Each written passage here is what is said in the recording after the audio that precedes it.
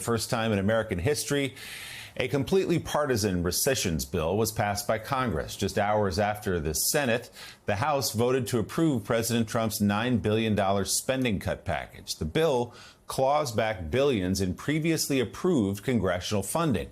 2 Republicans joined all Democrats in voting against it.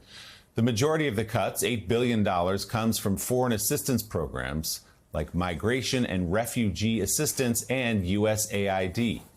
Another $1.1 billion is being cut from the Corporation for Public Broadcasting. That includes news outlets like NPR and PBS.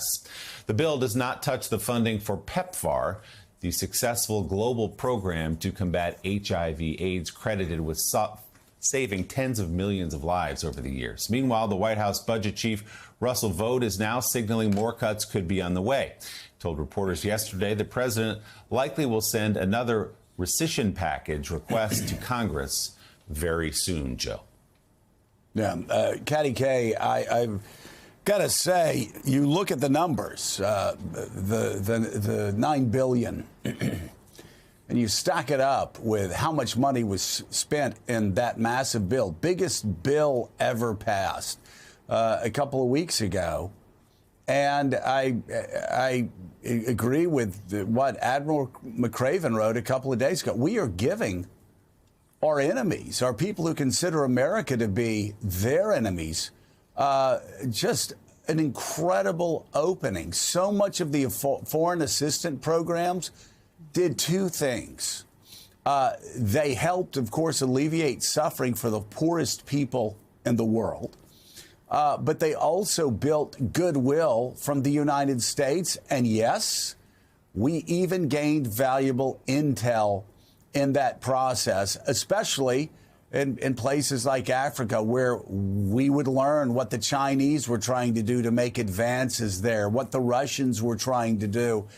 And now, just for some ideological reason that makes no sense in the world to me, we're cutting off. We're cutting this money off. It's like cutting off R&D at the best universities on the planet. R&D that's helped fuel America's economic success. We just seem to be eating, as they say, eating our seed corn here. Yeah, I mean, I think one of the most surprising things, Joe, about the second Trump administration is how quickly it's giving away America's soft power around the world. I've spent years reporting and living in Africa. America was the only game in town. When I was living in Senegal a couple of years ago, I already saw the influence of the Chinese. You drive around Senegal and it would be, this broadcast station brought to you by Chinese media, this clinic brought to you by the Chinese government. They were moving in already. What the Trump administration has done is opened the door wide to Chinese influence. And I think in the long run, I don't see, for the amount of money that it was costing, the little amount of money in proportion to America's budget problems that it was costing America, I just don't see what the benefit of this is to the United States. Its competitiveness, its influence in countries, its ability to gather intelligence, its ability to persuade countries to be allied to the United States. It was so easy for America to do this. I mean, this was a real easy, cheap win for the United States. And it's something that it is giving away to China. And China is stepping in to replace America in a way that, if we're looking at a global balance of power, well, which way does it shift it? It shifts it in China's direction. Yeah, I mean, Sam Stein, this was the equivalent of like a 2-foot putt. Of course, that would be very difficult for me, but for most everybody else, boop, get the 2. Now, this was easy. This soft power, this was easy. It didn't break the bank. In fact, you look at all the spending in this biggest bill ever passed, and this was just a fraction of it. And for a country that had been as concerned as we had been about the communist Chinese expanding into Africa, their influence and expanding in other parts of the world, the Belt and Road Initiative, and people trying to figure out how do we counteract that. This is the United States of America unilaterally disarming in the area of soft power, which is extremely important and has served us very well since 1945. Yeah, I should probably start off with a disclosure. My wife works for one of these organizations that will be hit by the rescissions package. It's UNICEF. They're going to get cut about $137 million. It's a shocking cut to make because we're about to spend, by some proposals, $1 billion to $2 billion to restore Alcatraz for a detention center for migrants. I mean, the spending priorities are a little bit out of whack here. But to your point, this doesn't make much geopolitical sense to the United States. Look, it could be about soft power, and that's very legitimate. Obviously, Russia, China will swoop in and take over and ingratiate themselves to those populaces. But it's also about our own strategic interests, right? When we cut USAID, when we cut State Department funding for controlling of diseases and famine, those problems don't just stay confined within their borders, right? I mean, we saw this with Ebola in 2014. When you do not have monitoring of Ebola, when you don't have the institutions and the programs in place to make sure that it doesn't spread, it will come to our borders and then will cost us. But then the other thing, and this I'm going to bring Dave in here, is the politics of this, which is we are about to go to a government funding deadline in September, right? And the White House now is saying, whatever you pass, Dave, whatever you pass, we have the ability to essentially take it back. And as long as we have a compliant Republican Congress, which they have for now, we will be able to, produce another rescission package and undo any deal that you come to in September. And if I'm a Democrat and I'm looking at that, I have to wonder, what is the point of signing off on a government funding deal that can be undone by a simple partisan vote? And they need 60 to get the government funding deal done. But what is the incentive for a Democrat to play ball here? Oh, there's a significant moral hazard that you just described.